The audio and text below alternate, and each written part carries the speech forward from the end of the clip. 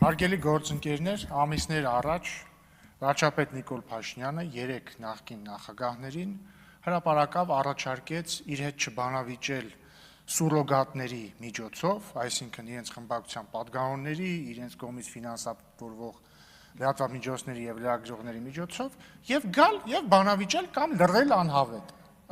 առհավետ ներողություն։ Նախկին նախագահները, այսպես կոչված, չգիտեին ինչ անեին, բայց նրանց միջի խելացին Լևոն Տեր-Պետրոսյանը, որը մի փոքր գերազանցում է ինտելեկտով Սերժ Սարգսյանին եւ հատկապես Ռոբերտ Քոչարյանին, գտավ մի հանճարեղ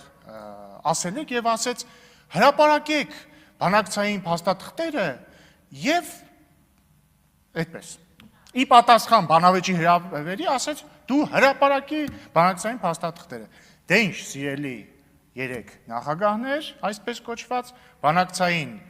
փաստաթղթերը այսօր հրապարակվեցին եւ ըստ էության դուք կամ պիտի գաք Փաշինյանի հետ բանավեճի, կամ լռեք առհավետ, կամ խայտառակ լինեք, բայց իրականում այդ խայտառակ լինելը բոլոր դեպքերում է լինելու, որտեղ որ գաք էլի խայտառակ եք լինելու, ընտրությունը ձերն է, սպասում ենք։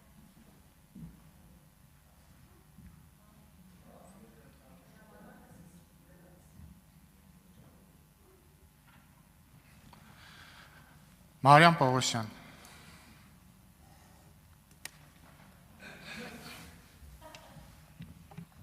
Շնորհակալություն, ազգային ժողովի մեծարգո փոխնախագահ, հարգելի գործընկերներ, սիրելի հայրենակիցներ։